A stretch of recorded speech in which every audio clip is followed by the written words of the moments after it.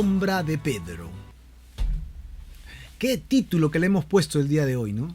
Y es porque muchas veces andamos buscando el milagrito, andamos buscando la provisión, andamos buscando el que nuestras necesidades sean suplidas, en que nuestras preguntas sean respondidas, y no estamos tan preocupados realmente por buscar al Dios que puede proveer, al Dios que puede hacer las cosas. No busques la sombra de Pedro. El título de hoy tiene que ver con el contexto del estudio, porque dice que Pedro pasaba y su sombra sanaba. ¿Puedes creerlo? ¿No? Y pues esto tiene mucho que ver incluso cuando Jesús caminaba y venía muchos enfermos y tocaban su manto para que fuese sanado. Pablo también tenía cosas muy parecidas. La gente iba buscando a Pablo y si había un pañuelo que había tocado el cuerpo de Pablo, lo tomaban, lo llevaban con sus enfermos y eran sanados. Y es que las cosas accesorias, los manteles, las telas, la ropa, ¿no? Las mudas que tenemos, ¿tienen poder de sanar? Pablo en sí tenía poder de sanar. Pedro era un milagrero que podía definir quién era sanado y quién no. La verdad es que nadie, ninguno de ellos, ni la ropa que llevaban puesta tiene poder para eso. Solo Dios, en su inmenso amor, puede sanar para siempre. Amén, ¿no? Este es lo interesante.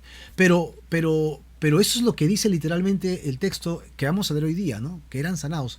Pero era porque Dios estaba con Pedro que sucedían estos milagros. ¿Y para qué sucedía esto? Para que Pedro se llevara la gloria, para que Pablo fuera un hombre sobresaliente y todo el mundo dijera, wow, qué tal personaje, ¿no? Qué tal siervo de Dios. ¿O para qué? Descubriremos el día de hoy que todo eso tenía un objetivo, que la gente creyese algo. Los milagros tenían el objetivo de que la gente creyera que Cristo había resucitado. Lo vamos a ver el día de hoy y lo vamos a desarrollar juntos para entenderlo bien. Pero es que los milagros de Dios, la sanidad que Dios da, no tenía el objetivo de sanarte en sí mismo, sino de dar gloria a Dios. ¿Entiendes? ¿No? O sea, el objetivo no es el hombre, el objetivo es Dios. Siempre es Dios. Siempre tiene que ser Dios porque es para su gloria, incluso tu misma sanidad. Y si no eres sanado, pero eres salvado eternamente, amén. Pero si eres sanado y eres salvado, gloria a Dios. Pero si eres salvado eternamente y mueres por tu enfermedad, gloria a Dios también, porque nos iremos con Él, amén. Entonces siempre tiene que ser para Dios. Entendámoslo, ¿no? Este principio. Vamos pues por partes, ¿no? Y cucharadas, como solemos decir por ahí. Para ello tenemos que ir pues a nuestro PowerPoint, pero como siempre les sugerimos a ustedes tengan su propia Biblia a la mano para estudiar juntos. ¿Estamos listos? Vamos. El verdadero milagro. Hoy día descubriremos que los milagros son importantes, pero que sobre los milagros exteriores existe un milagro eterno que es sanar nuestras almas de la muerte eterna. Así que el título tiene esa idea. No busques pues la sombra de Pedro. Vamos a ver por qué hablamos de esto. Vamos al contexto un poco como siempre y encontramos que Jesucristo ya no está en la tierra y ha dejado a sus discípulos para que reciban el poder de su Espíritu Santo. Ellos habían recibido el bautizo y con ese bautizo del Espíritu Santo en plena fiesta de Pentecostés, un cojo es sanado a la puerta del templo, ¿no? La puerta hermosa. Y este hombre de más de 40 años que había estado postrado es sanado y Dios prepara un foro interesante. Y en medio de esa multitud, Pedro se levanta y hace una gran prédica. Y las prédicas de Pedro eran muy simples. Jesús es el Mesías que Dios envió. Ustedes lo mataron. Dios lo resucitó entre los muertos y Él está aquí entre nosotros a través de su Espíritu Santo, el cual ha enviado. Y somos testigos de esto, damos testimonio de esto. Y la gente que escuchaba el mensaje, que había visto a Jesucristo crucificado, y muchos de ellos, que eran como 500, dice, lo vieron resucitado, entonces creían y se convertían al Señor. Así que ese mensaje era el mensaje regular de Pedro, acompañado de salmos, acompañado de promesas bíblicas. Ahora, tenemos que por esto empieza la primera persecución, donde ellos son llevados pues a este concilio de ancianos en Jerusalén y ellos le dicen que dejen de hablar. No podían llevarlos a la cárcel, pero ellos le dicen, ustedes les intimaron, ¿no?, que de ninguna manera hablasen más y enseñasen el nombre de Jesús. Pero esto produjo una radicalidad. La persecución produce eso, radicalidad, ¿no? Te polarizas y decides, bueno, yo sigo a Jesucristo o no sigo a Jesucristo. Y entonces es la respuesta de Pedro, ¿no? Y también de Juan, respondiéndoles, les dicen, juzguen si es justo delante de Dios obedecer a ustedes o a Dios. Él fue el que nos envió. Nosotros no dejaremos de decir lo que hemos visto y lo que hemos oído. Y entonces igual los amenazaron. Sin embargo, ellos no pararon, siguieron predicando a pesar de que los podrían matar por esto. Ellos van a la iglesia y la iglesia los recibe. Los que se habían convertido eran como 5.000 personas, solamente contando a los hombres. Imagínate a Lucas, ¿no? Contando a cada uno de ellos. Y su oración, ellos hacen una oración comunitaria, es extraordinaria, ¿no? Hablan de la soberanía de Dios, usan la palabra de Dios y encuentran los propósitos de Dios en esto. Y en su oración ellos piden algo, ellos no piden ser protegidos contra la acechanza, sino que ellos piden coraje para seguir predicando, ¿no? Si me maten, yo voy a seguir, así que, Señor, que no se me baje el coraje, ¿no? Sino que yo sea fuerte, ¿no? Para seguir predicando. Y piden que Dios los acompañe como testimonio de que son suyos y predicando, que los acompañe con señales y milagros.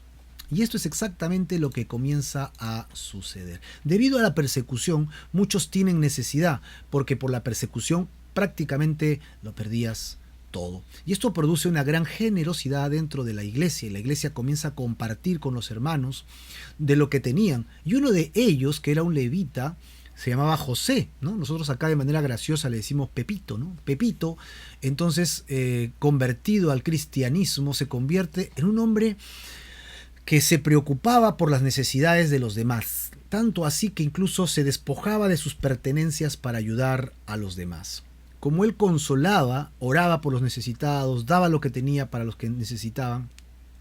Y esto ha sido una bendición. El día de ayer hemos podido compartir con nuestros hermanos en el Pedregal, los que se acuerdan del Pedregal. Hemos llevado algunas cosas más, ropita para los niños que se habían quedado pendientes por llevar, y algunas hermanas han traído ropitas de sus niños que no las están usando, y hasta el sábado, hasta el viernes han traído cosas. Y ayer hemos ido y hemos entregado todo, ¿no?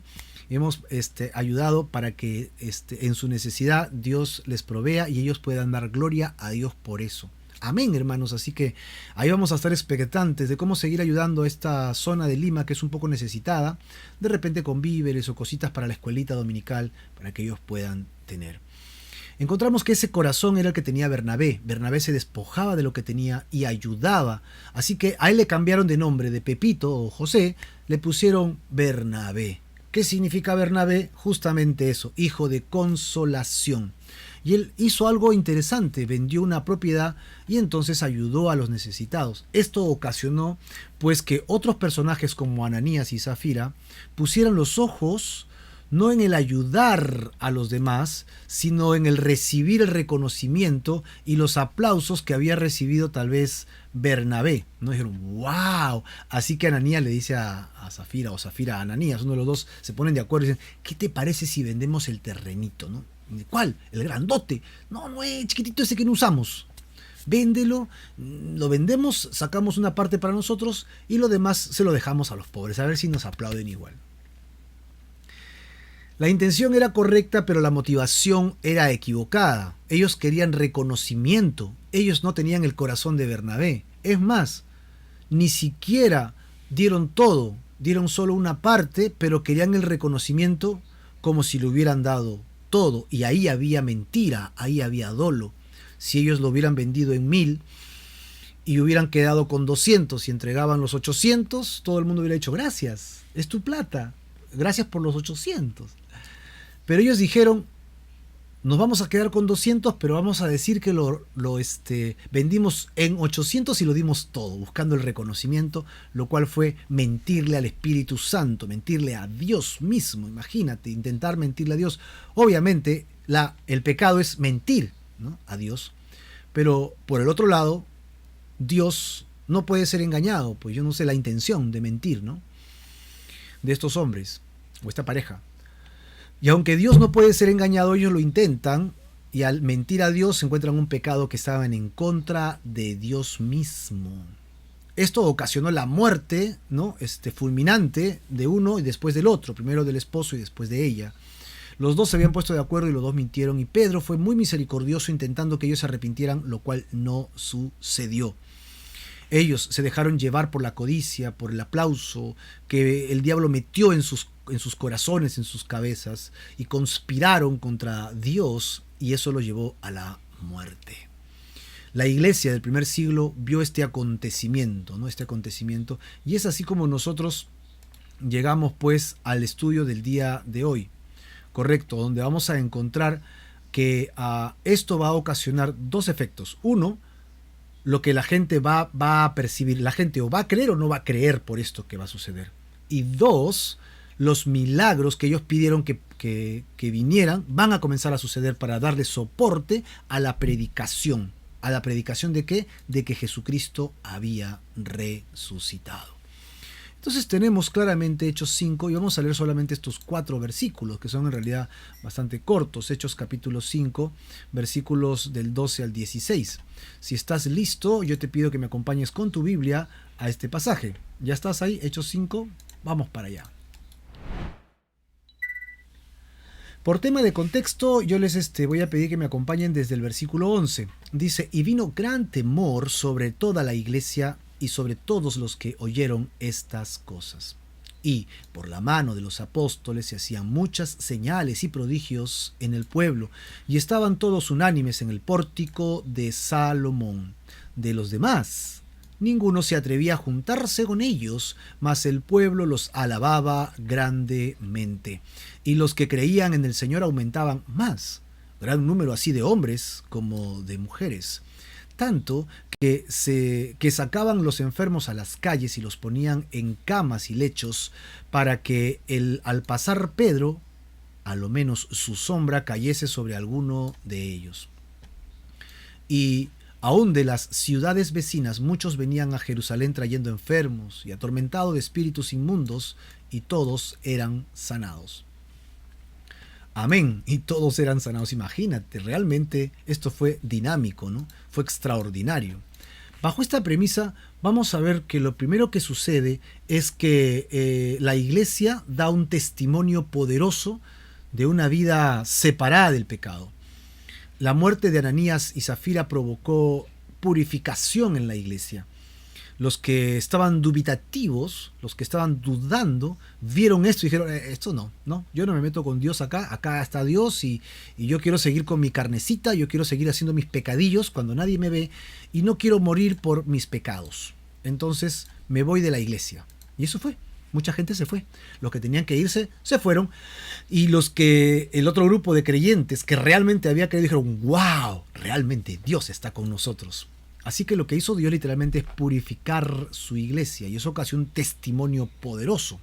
El versículo 11, a manera de repaso, dice que vino gran temor sobre toda la iglesia, sobre todos los que oyeron estas cosas. Temor, la palabra temor que encontramos acá es la palabra que conocemos como phobos, donde todos conocemos que viene la palabra fobia, y significa ser puesto en temor, alarma o susto.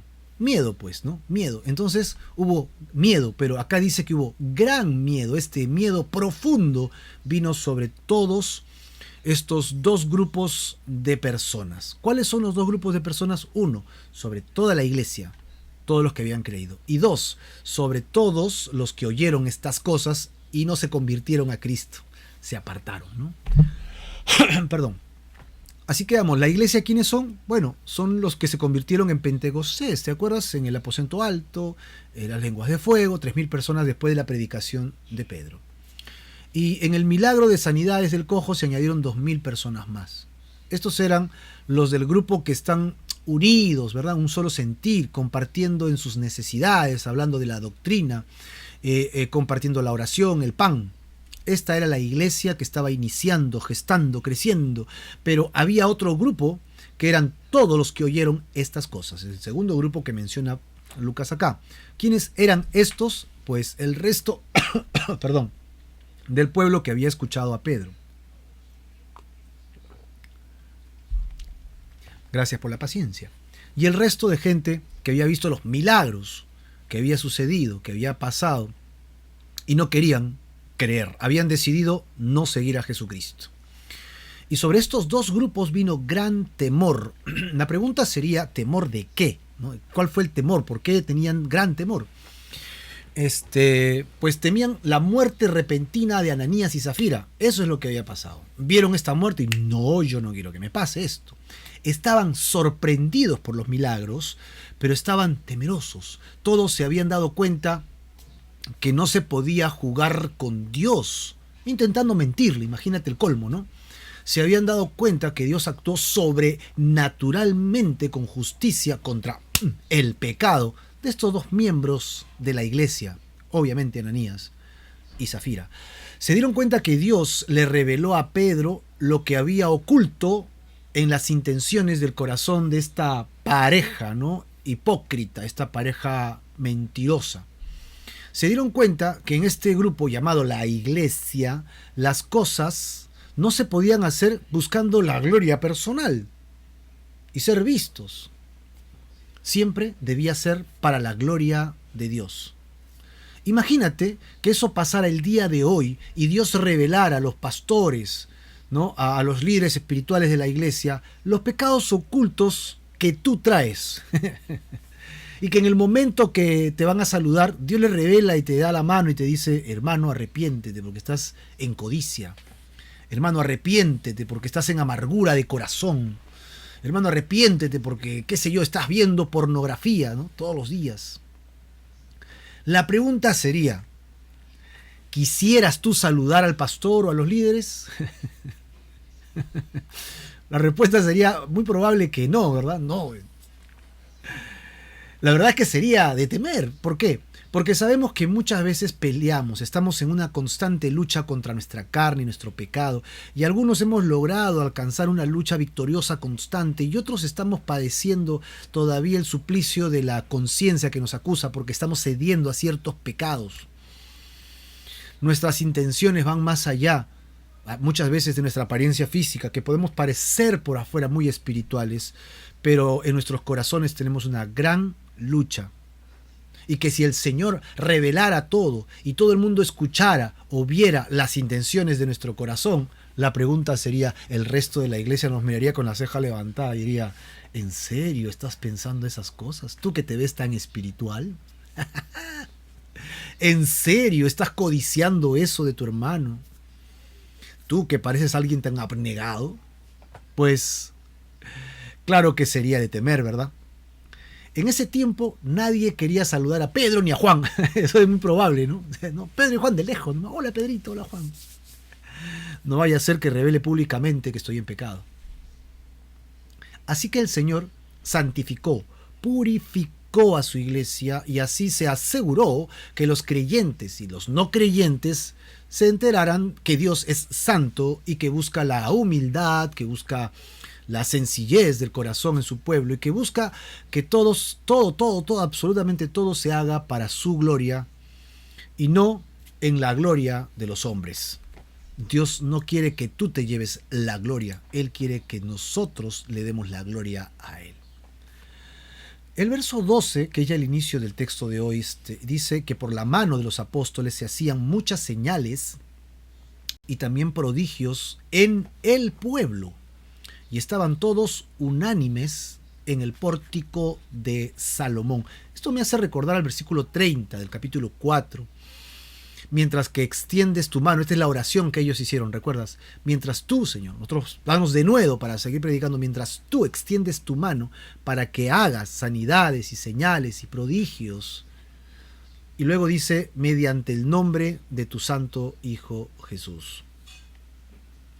Así que esta fue la respuesta a la oración que ellos hicieron. Señor, vamos a hacer tu voluntad, pero acompáñanos. Muéstrale al mundo que tú estás con nosotros para que nuestra predicación tenga sustento y valor. ¿Cuál era la predicación? Jesucristo ha resucitado. Ustedes lo mataron, pero Dios lo resucitó entre los muertos y ha enviado a su Espíritu Santo para dar testimonio de esto. Así que este versículo 12, aquí, ¿quién está haciendo señales y prodigios en realidad? ¿No? Es Dios a través de los apóstoles. Los apóstoles no tienen ningún poder en sí mismo para sanar o hacer algo. La palabra señales que utiliza Lucas aquí es señal, marca o prenda. Entonces las señales son marcas, señalizaciones que apuntan a algo, son como flechas. Las señales te indican algo. Estas señales eran milagros y maravillas que demostraban la autoridad divina. ¿Cuál era entonces el propósito de estas señales y prodigios? Vamos a descubrirlo juntos en la Biblia. Ok, en Hechos 4:33, que es los versículos que seguían después de la oración, dice que con gran poder, es decir, con señales y prodigios, los apóstoles daban testimonio de algo, de la resurrección del Señor Jesucristo, ¿no? Y abundante gracia era sobre ellos. ¿Lo leíste en tu Biblia? Si no lo leíste, yo te invito a que lo leas conmigo. Hechos 4:33. ¿Lo tienes? Mira, yo te voy a invitar a leerlo conmigo. Nuevamente, con gran poder los apóstoles daban testimonio de ¿qué? Aquí está. Esta frase me encantaría que por favor lo subrayes en tu Biblia. El poder que menciona acá es las señales y prodigios, que justo habían pedido. Y cuando eso sucedía, ellos, como había sido con el cojo, ¿recuerdas? Pedro se levantó y predicó. Es lo que está sucediendo acá. Daban testimonio de algo, de la resurrección del Señor Jesucristo. Y entonces la gracia iba con ellos. Entonces, ¿cuál es el propósito de estas señales y prodigios? Dar testimonio. ¿Qué cosa es dar testimonio? Dar testimonio es, pues, dar evidencias. Dar testimonio es dar evidencias.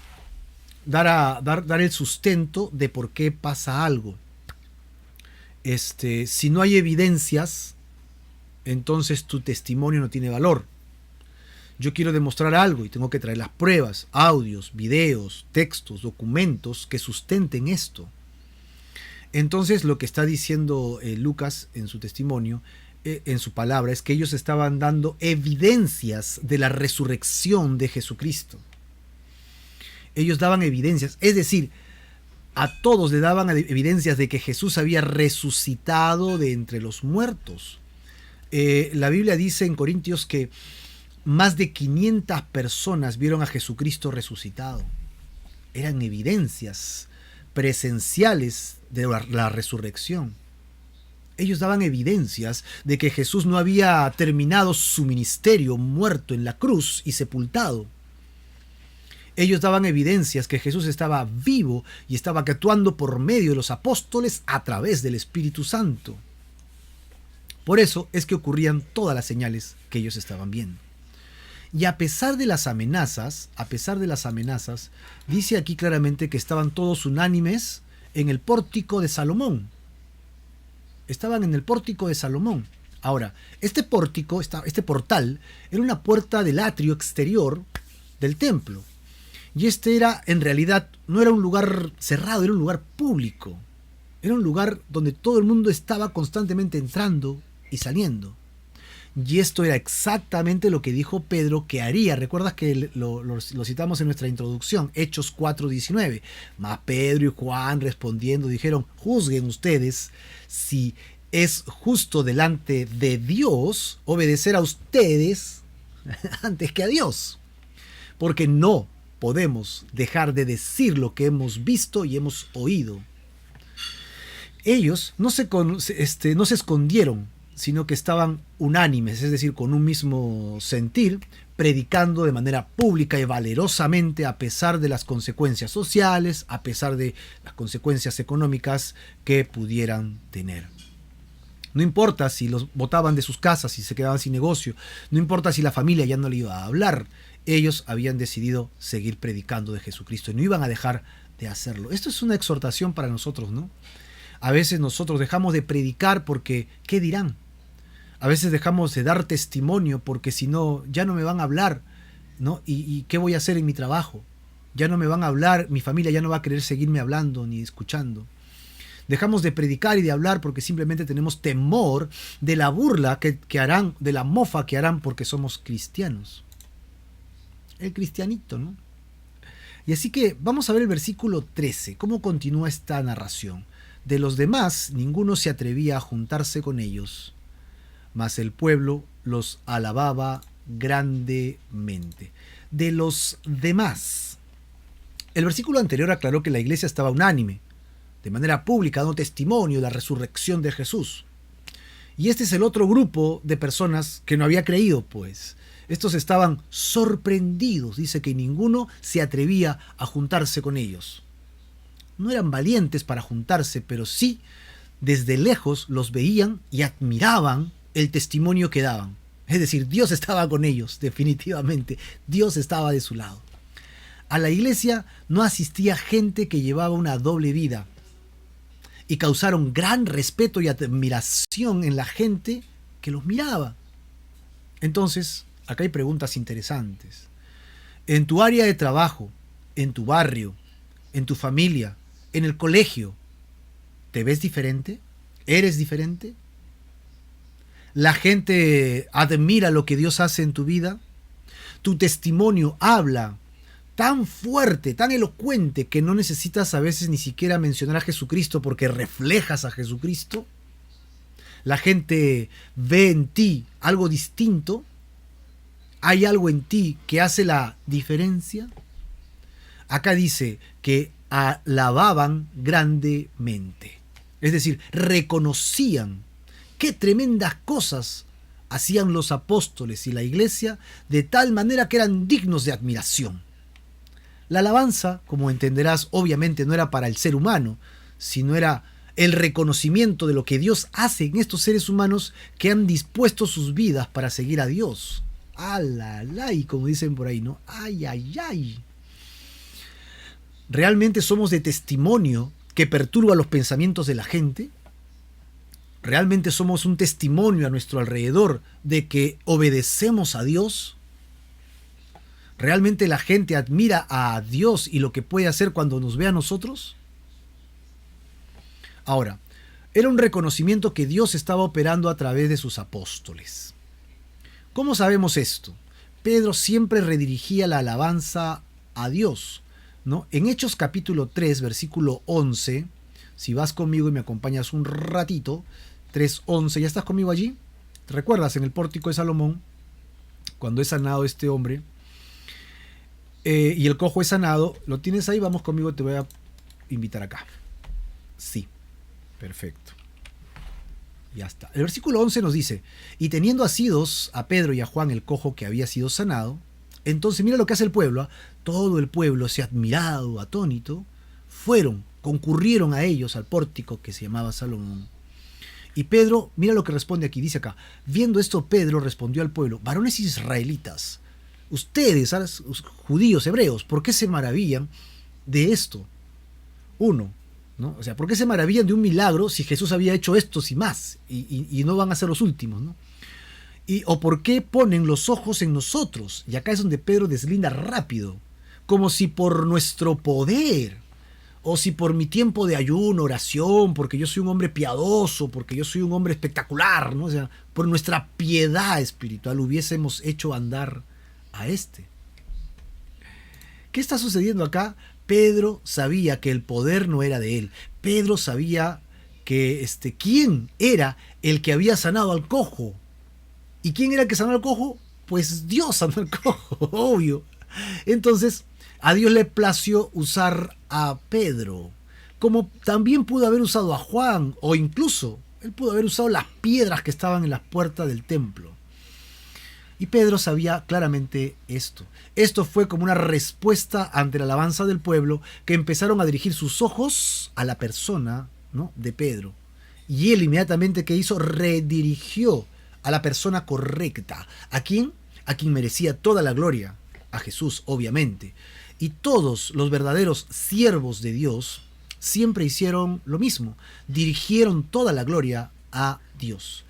Si alguien recibe la alabanza o la gloria y se lo guarda en el corazón, ten cuidado, hermano. Y si tú le estás diciendo a alguien que es un tremendo personaje de Dios y gracias por su ministerio y por su servicio, y esa persona le está afectando su ego, no seas piedra de tropiezo, hermano. Más bien, cambia tu vocabulario y no alimentes el ego de los hombres o mujeres que están luchando con su ego tal vez y quieren servir a Dios. Tal vez simplemente dile: hermano, gracias, vamos a seguir orando por ti para que el Señor te siga usando. Gloria a Dios, amén. Gloria a Dios, eso es bueno. Pero no alimentes el ego, porque eso puede ser fatal. Juan el Bautista dijo lo mismo, ¿recuerdas? Es necesario que él crezca y que yo mengo, eso está en Juan 3:30, y también Jesús explicó algo interesante en Mateo 6:1, cuando hablaba de ayudar a los necesitados, ¿no? Guárdense, dice Jesús, guárdense, ¿no? Preocúpense de hacer vuestra justicia delante de los hombres. No hagan eso, no hagas las cosas para que la gente te aplauda, para que ellos te vean. De otra manera, entonces, dice Jesús, no tendrán recompensa de Dios. Las cosas que Dios nos permite hacer no son para nuestra alabanza, no son para nuestra gloria, no son para nuestra satisfacción, son para la gloria de Dios.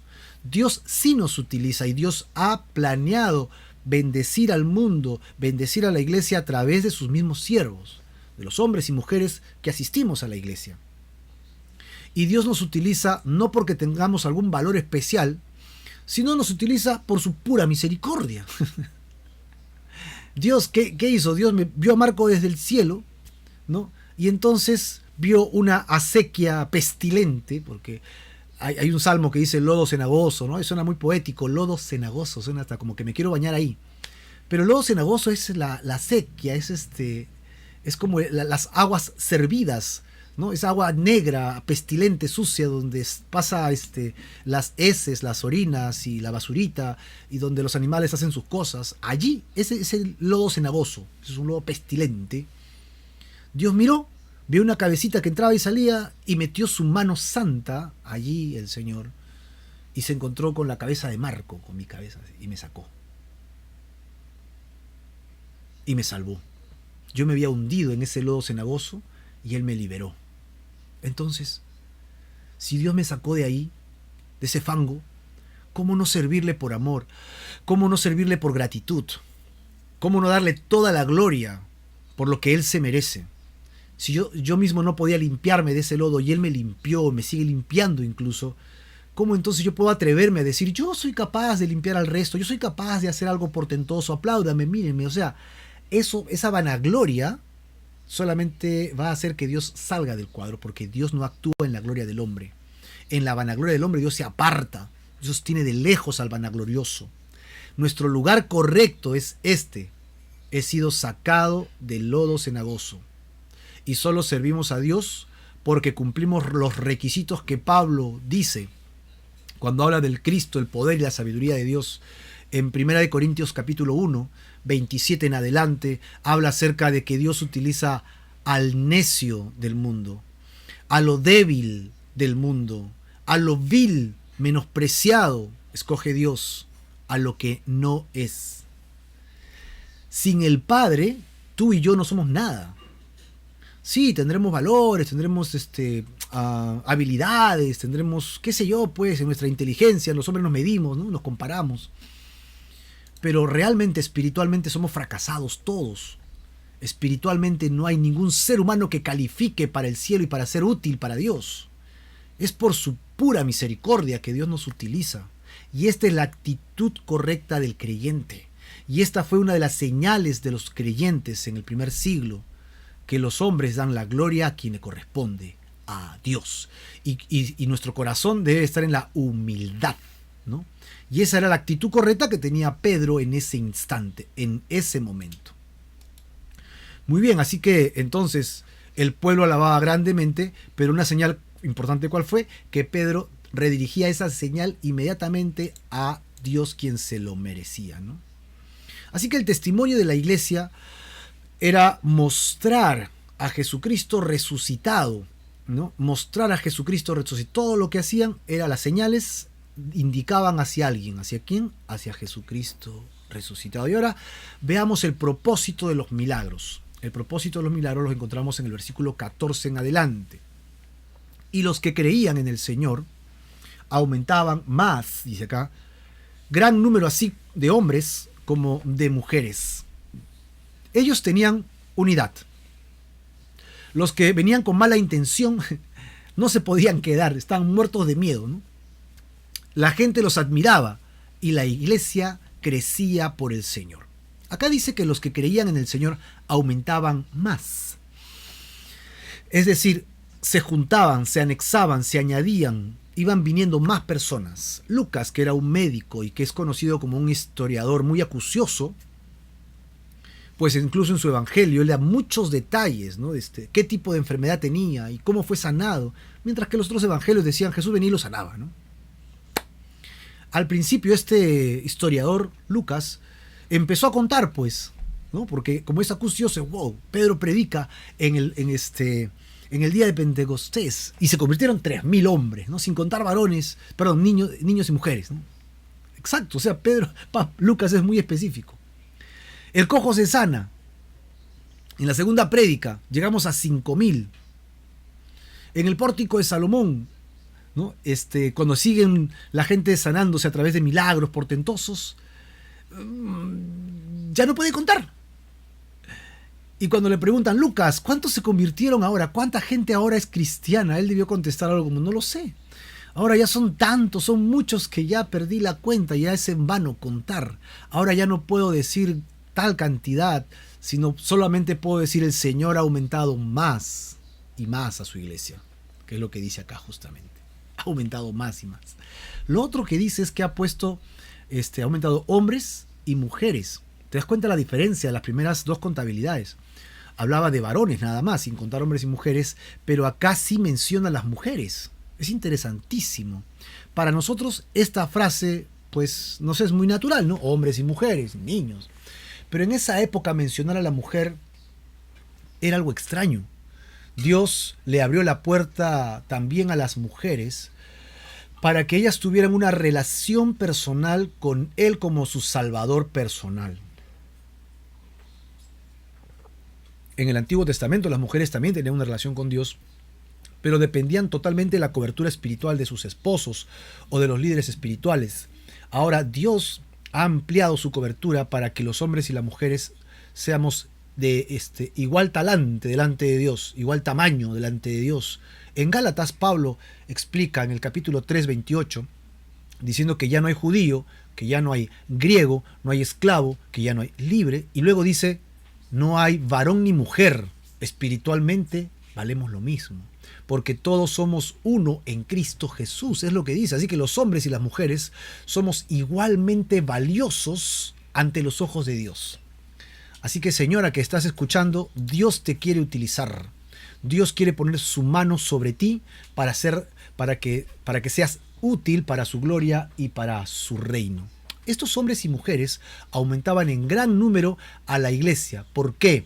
El versículo empieza diciendo porque creían. ¿Qué cosa creían? Básicamente creían que Jesucristo había resucitado. Y si Jesucristo había resucitado, entonces cumplía todas las profecías del Mesías Salvador enviado por Dios. Así que con el hecho de creer en la resurrección de Jesucristo, creían que Él cumplía las profecías del Antiguo Testamento, que Él había muerto para darnos vida, que Él venció la muerte una vez y para siempre en su resurrección, que Él era el Hijo de Dios, Dios mismo, el autor de la vida, que Jesús, que creían que era el alfa y la omega, que creían que Él era el que fue, el que es y el que será, ¿no? El que era, el que es y el que será por siempre. Esto venía de Dios mismo. Dios ponía en el corazón creer. Ellos veían y aceptaban el llamado y decían, sí, creo. Eso no era un tema intelectual, no era un tema que decir, apréndete de memoria que Jesús es el Mesías. Jesús es el Mesías, Jesús es el Mesías. Y allá me lo aprendí, ¿no? No. Esto era una convicción de corazón. Yo creo que Jesús está vivo, ha resucitado entre los muertos. ¿Qué tal tú? ¿Crees que Jesús ha resucitado entre los muertos? ¿Crees que Jesús realmente está vivo hoy día y ha ascendido a los cielos y está a la diestra de Dios Padre Todopoderoso? ¿Crees que Jesús, como Hijo de Dios, es Dios mismo, la segunda persona de la Trinidad? ¿Crees estas cosas? Si es así, pon un sí, un amén aquí en el chat, por favor. Sí, yo creo, ¿no? Gloria a Dios. Porque afirma tu fe, afirma tu convicción. Si no lo crees, ora para que el Señor ponga convicción en tu corazón. De repente Dios va a hacer algo en tu vida para cambiar tu actitud de duro corazón y vengas a Él hoy día. Esto es una obra espiritual que hace Dios en la vida de las personas. No es por convencimiento. Nosotros exponemos la palabra, pero es Dios quien actúa a través de esa palabra. Dice que es como una espada que entra a lo más profundo de nuestro corazón, ¿ok? Y que discierne nuestros pensamientos y nuestras intenciones. y desea cambiarnos. Ahora, ¿cómo acaba este pasaje? En el versículo 15 y 16 dice algo realmente interesante, ¿no? Lo que nos dice acá es que tanto que sacaban los enfermos a las calles y los ponían en camas y lechos para que al pasar Pedro, ojo, al pasar Pedro, a lo menos su sombra cayese sobre alguno de ellos. Y aún de las ciudades vecinas, muchos venían a Jerusalén trayendo enfermos y atormentados de espíritus, o sea, endemoniados, ¿no? De espíritus inmundos, y todos eran sanados. ¡Wow! Acá hay preguntas que resolver y detalles que hacer, con lo cual ya vamos a ir terminando la lectura del día de hoy. Pregunta inicial. ¿El ungido de Pedro camina y su sombra será suficiente para sanar un enfermo? ¿Ustedes creen que la sombra de Pedro tenía poder para sanar? ¿Tú crees realmente que las sombras tienen poder para sanar? Amén. Acá veo en los chats ya muchos sí creo, aménes, ¿no? Gloria a Dios. Gloria a Dios. Confesando públicamente tu fe en Cristo Jesús. Y regresando al tema es, ¿tú crees que la sombra de Pedro sana? O sea, ¿una sombra sana? Bueno, la respuesta es que ninguna sombra tiene poder para sanar. Más adelante veremos a Pablo que se saca el sudor en un pañuelo, ¿no? Y la gente toma esos pañuelos y sana a la gente. La pregunta es la misma. ¿Los pañuelos con sudor de los pastores tienen la capacidad de sanar a la gente? Bueno, yo estoy seguro que mi sudor no cura a nadie. Y tal vez te puede marear, te puede tumbar, eso sí creo, pero que te sane, lo dudo mucho. Entonces, ¿cómo debemos entender este pasaje si dice que las personas eran puestas para ser sanadas? Bueno, para eso debemos hacernos otras preguntas. ¿Este pasaje, que la sombra de Pedro sana, es un patrón que la iglesia debe seguir el día de hoy? ¿O fue algo específico que sucedió en esa época con un propósito divino? Ok, el contexto es que Dios está estableciendo su iglesia, es el inicio de la iglesia. Los apóstoles están haciendo, ¿qué cosa? Señales, están haciendo milagros, prodigios, sanidades increíbles, pero al lado de algo, acompañado de algo, anunciando que Jesús había resucitado. Que Jesús seguía con vida y que su obra, como ya lo hemos dicho, no terminó en la cruz y en el sepulcro, sino que resucitó entre los muertos y que seguía actuando a través de los apóstoles, guiado por el Espíritu Santo de Dios. Los apóstoles reconocían con claridad que el poder no era de ellos, sino que efectivamente venía del Señor. Ahora, ¿Jesús hizo sanidades parecidas a esta que la sombra sanaba? Bueno, en Lucas capítulo 8:43, Lucas 8:43, y tal vez vamos para allá para que lo tengamos juntos, encontramos a una mujer, ok, que fue sanada. 8:43. Esta mujer que fue sanada tenía un flujo que no podía sanar por nada. Ok, y entonces gastó todo lo que tenía y vio a Jesús que venía y quiso aprovechar la venida de Jesús, pero ella no podía acercarse porque, como tenía este flujo de sangre, era impura y le era prohibido acercarse a la gente. En ese contexto leemos 8:43. Pero una mujer que padecía de flujo de sangre desde hacía 12 años y que había gastado en médicos todo cuanto tenía y por ninguno había podido ser curada, se le acercó por detrás y tocó el borde de su manto. Ahí está. ¿Qué tocó? Tocó el borde de su manto. Entonces, hay un manto de por medio. No tocó a Jesús, ojo, tocó el borde del manto. Y al instante, o sea, al tocar el manto, no a Jesús, ¿qué pasó? Se sanó. Se sanó, eso es lo que dice. Al instante se detuvo el flujo de su sangre. Ahora, mira lo que dice el versículo 45. Entonces Jesús dijo, ¿quién es el que me ha tocado? Y negando todo, dijeron Pedro y los que estaban con el maestro, la multitud aprieta, oprime. Y tú dices, ¿quién? ¿Quién es el que me ha tocado? Miren lo que dice Jesús en el 46. Alguien me ha tocado. ¿Por qué?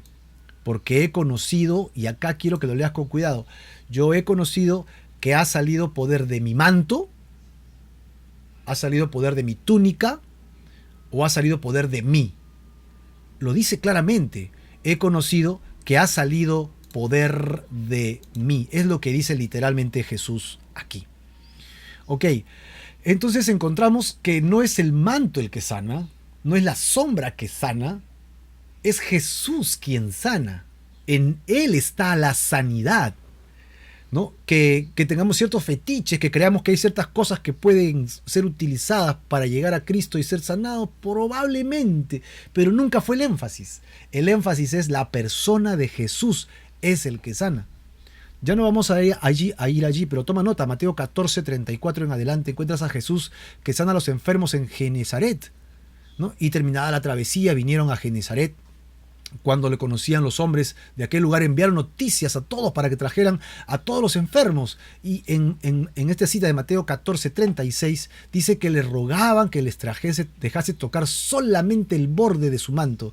Y todos los que tocaron fueron sanados. Entonces, debemos tocar la camisa de los pastores, la corbata de los pastores, los jeans de los pastores, y seremos sanados. Eso nos dice la palabra. En el pasaje bíblico, ¿quién tenía el poder? ¿El manto o Jesús? Pues ya lo hemos dicho, Jesús. El poder es de Él y la gloria siempre debe ser para Él. Veamos un principio importante.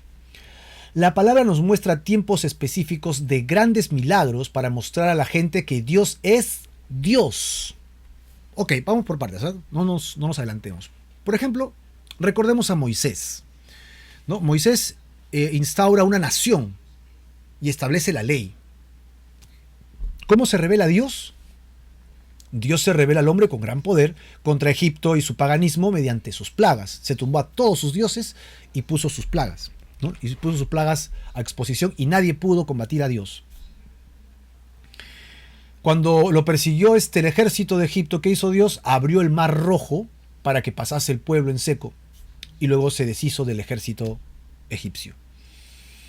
Cuando el pueblo completo tenía hambre en el desierto, ¿qué hizo Dios? Maná en el desierto para alimentar a su pueblo. Y luego, ¿qué hizo? Sacó agua de la roca.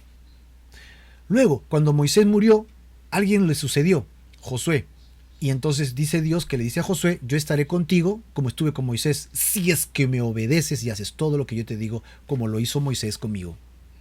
Y cuando llegan a una ciudad con un muro imposible de penetrar, ellos obedecieron y entonces gritaron, sonaron las trompetas, y ¿qué hizo Dios? Tumbó el muro. Eso fue lo que hizo.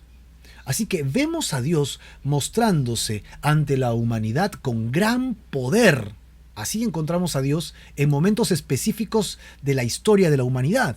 Dios sabe que somos personas que normalmente endurecemos nuestro corazón para no querer creer en Él. Y no creemos si es que no vemos muestras de poderío y de grandeza, y aún así le buscamos el pretexto científico, ¿no? Otro tiempo similar fue el tiempo de Elías, de Eliseo, y aquí que estamos viendo cuando viene Jesús y los apóstoles. Fuera de estos milagros, son muy pocos los milagros portentosos en la Biblia. Así que el propósito de las señales no es darle la gloria al hombre, ni a la comunidad judía, ni a la comunidad cristiana. Tampoco era para humillar a los fariseos. En el Nuevo Testamento, el propósito de las señales, milagros, prodigios y sanidades era para anunciar que Jesucristo había resucitado. Si alguien era sanado, pero no era anunciado el mensaje, de nada le servía que se sane si luego iba a morir. Así que, aunque suene extraño, el propósito de las sanidades no era exactamente la sanidad del cuerpo. Parece contradictorio, ¿no? O sea, tienes necesidad, me llamas para orar, yo oro por ti, te sanas, gloria a Dios. Pero eso no fue el propósito. ¿Sabes por qué no es el propósito del cuerpo? Porque Dios ha determinado que este cuerpo todos los días se debe ir envejeciendo un poquito más cada día hasta que deje de funcionar. El cuerpo es pasajero, no dura para siempre. Recuerda, el cojo que fue sanado por Pedro, brincó, alabó a Dios, saltó, tenía más de 40 años así. Si Dios le permitió llegar a viejo, probablemente tuvo que usar bastón cuando era viejito. Y esa sanidad que le hizo saltar se deterioró. Los ciegos que Jesús sanó con el paso del tiempo. Al llegar a viejos, probablemente ya no podían ver. Lázaro, que fue resucitado y vio 4 días de muerte. ¿Sabes qué le pasó a Lázaro? Pues sí, eso. Se volvió a morir. Lázaro murió 2 veces. Y este versículo 16, en Hechos 5:16, dice que todos eran sanados, literalmente. Así acaba el versículo. Todos eran sanados, eso es lo que dice acá. Esto es increíble porque todos eran sanados. Y al final, ¿sabes qué pasó con todos ellos? Sí, todos se murieron. No hubo uno que haya quedado vivo hasta el día de hoy. Imagínate, yo no conozco a nadie de hace 2000 años que fue sanado y que esté vivo. Si tú conoces a uno, me avisas, pero yo no conozco a nadie. No conozco a nadie. Así que el cuerpo es pasajero. Y la obra de sanidad, por ende, la obra de sanidad es pasajera. Todos vamos a volver del polvo de donde venimos por consecuencia del pecado del hombre. Génesis capítulo 3, donde nos habla de la caída. Con el sudor de tu rostro, ¿te acuerdas? Comerás el pan. ¿Hasta qué? Hasta que vuelvas a la tierra. ¿Por qué? Porque de ella fuiste tomado, pues polvo eres, y al polvo volverás, como consecuencia del pecado del hombre. Así que todos vamos a morir, mi hermano. Mi hermana, todos moriremos. Nuestra salud se va a degradar. Nos volvemos más viejos, ¿no? Hace un tiempo fui al médico porque me dolía la rodilla y quería que me dé algo para la rodilla. Y me dijo, señor, es por la edad. Yo dije, ya estoy viejo. No era una pastilla que me iba a quitar el dolor. Es que ya me estoy envejeciendo y mis huesos no son los mismos. Ya no corro como antes, ya no salto como antes, ya no hago lo que hacía antes porque cada vez estoy envejeciendo más. Todos vamos a morir. Y así fue instituido por Dios. Cuando aumentó la corrupción en la tierra, en Génesis capítulo 6, dijo Dios, no contenderá mi espíritu con el hombre para siempre, porque ciertamente él es carne, ¿no? Y sus deseos siempre son para el mal, dice. Serán sus días 120 años. Y a partir de allí, la vida de la calidad del hombre ha comenzado a decrecer. Vivían 800 años. O sea, hemos sido creados para vivir con Dios para siempre, en cuerpos milenarios. Pero es por la consecuencia del pecado que Dios estableció que nuestro cuerpo ya no sea tan vigoroso ni vital como quisiéramos que fuese. ¿Ok? 120 años máximo. Yo no conozco en la historia del hombre hace 1000 años que hay alguien que viva 200 años. 120 años máximo vamos a vivir porque Dios lo ha determinado así. Así que lo verdaderamente que es importante, los milagros de la primera iglesia, no era la sanidad corporal, era la sanidad del alma, la salvación eterna. Y para eso había que predicar justamente a Jesucristo resucitado. En Isaías 53:5, toma nota y ponlo en tu cuaderno, por favor, porque esa cita es importante. Es el capítulo del Mesías, traspasado por nuestras rebeliones, ¿no? Isaías 53:5, mas él, Jesús, herido fue por nuestras rebeliones, molido por nuestros pecados, y el castigo de nuestra paz fue sobre él. Lo que dice a continuación es interesante. Y por su llaga fuimos curados. ¿Por qué fuimos curados? Por su llaga. En singular, Jesús todo fue una llaga completa que derramó toda su sangre para que yo fuera curado. ¿Curado de qué? Pues esta palabra es interesante porque curados habla de sanar justamente. Para sanarme, qué sé yo, qué enfermedad tengo, ¿no? Hay tantas enfermedades en el mundo. ¿Tú crees que Jesús bajó al cielo para sanarte de, qué sé yo, de tu gripe? Pues como consecuencia. Pero ese no era el punto. La palabra curados o sanados que se utiliza acá en Isaías va más allá todavía. Yo estoy enfermo espiritualmente y esta enfermedad que es ocasionada por el pecado me aparta de Dios y me da como consecuencia la muerte eterna. Esa es la enfermedad más importante en la que yo debo tener consideraciones. Yo me debo apartar de esa muerte eterna y no hay forma de apartarme de esa muerte eterna porque ya estoy contaminado. El aguijón de la muerte ya me tocó y todo mi sistema está contaminado. Es un cáncer que ya se expandió por todo mi ser, un cáncer espiritual. ¿Cómo sanarme de esa enfermedad espiritual? Solamente por la llaga de Jesucristo. Jesucristo murió en la cruz y resucitó entre los muertos para sanarme la enfermedad letal eterna, la enfermedad de mi alma. Esa enfermedad es la que Él está más preocupado en sanarme. Como consecuencia, si Dios quiere, sanará mi cuerpo, pues. Pero ya pasa a segundo plano. Lo más importante es que mi alma esté segura. Así que la sanidad temporal de alguien quien morirá después va a producir que creyera que Él es el Cristo. Eso es lo que hacían los apóstoles. Oraban por los enfermos, se sanaban y allí les predicaban de Jesucristo. La gente podría decir, lo veo y no lo creo. Esto solo puede ser obra de Dios. Cristo entonces es verdad, ha resucitado. Amén.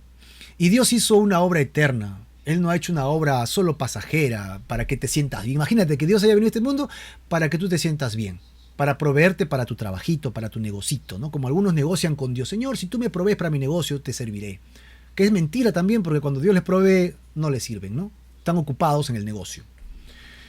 Jesús, cuando habló de que era la resurrección y la vida, en Juan 11:25 dijo justamente eso. Yo soy la resurrección y la vida. Y luego dice, el que cree en mí, que Él es el Hijo de Dios, el que resucitó entre los muertos, aunque esté muerto, vivirá.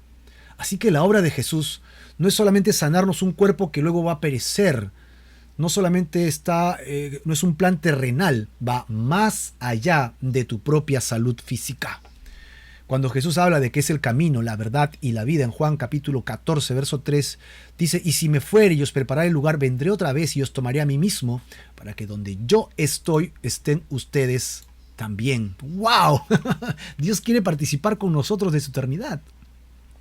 Y cuando Él hace su oración sumo sacerdotal, Padre, ¿no? Aquellos que me has dado, quiero que donde yo estoy, en el cielo para siempre, y luego reinar en la tierra, también ellos estén conmigo para que vean mi gloria. Él quiere participar de estas cosas eternas y nosotros estamos preocupados por las cosas terrenales. Las sanidades, por más impresionantes que hayan sido, todas fueron temporales, porque todos ellos murieron. Lo verdaderamente importante es que Jesús resucitó, está vivo y sigue obrando a través de su Espíritu Santo en los creyentes para que eso ocurrieran señales, prodigios y la gente creyera. Entonces, Dios puede seguir sanando ahora, pero por supuesto que sí. Dios sigue sanando y Dios sigue obrando ahora mismo. Así que si vienes a Dios por tu milagro temporal y no para buscar al Dios de los milagros, tienes un gran problema. Para ver esto encontramos a Pablo, ¿no? Pablo dice que mucha gente lo seguía y que también eran sanados. Eso está en Hechos 19 y que los vamos a estudiar. Que muchos oyeron cuando él estaba en Éfeso la palabra del Señor y hacía Dios milagros extraordinarios por medio de Pablo, de tal manera que llevaban a los enfermos los paños delantales de sus cuerpos para ser sanados. ¿Qué estaba sucediendo? Lo que pasaba es que Pablo fue también para mostrar que Jesús había resucitado. Todo lo que Pablo hacía era un aforo para que la gente se juntase allí justamente y les predicara de Jesucristo. Ahora, años después, estos milagros fueron reduciendo hasta que desaparecieron prácticamente para cosas muy básicas. Incluso cuando Pablo le escribe a Timoteo, le dice que ya no beba agua, sino que tome un poco de vino por causa de su estómago, por las frecuentes enfermedades que él tenía. Imagínate, Pablo le dice a Timoteo que está enfermo. ¿Por qué Pablo no envió una carta, en su carta un pañuelo, para que le dijera a Timoteo, aprovecha mi pañuelito y póntelo en la pancita para que te sane tu dolorcito, Timoteito? ¿Sabes por qué? Porque Pablo sabía que las señales venían de Dios, que las señales tenían su propósito y que no ocurría cuando él quería, era cuando Dios quería. En la Gran Comisión dice que las señales seguirán a los que creen, es decir, Dios puede seguir obrando. En 1 Corintios 12:9 habla de dones, de sanidades. Así que nadie posee un don, son los dones que fluyen entre los hermanos de la fe. Por eso tú puedes orar y si el Espíritu quiere sanará al enfermo. Y así toda la gloria siempre va a ser para Dios. Así que por favor, no andes buscando la sombra de Pedro. Busca a aquel que hace que Pedro tenga sombra. Dios Todopoderoso, quien puede cambiar tu vida y tu corazón, para gloria y honra eterna suya. Amén. Gloria a nuestro maravilloso Señor Jesucristo, quien merece toda gloria y toda honra.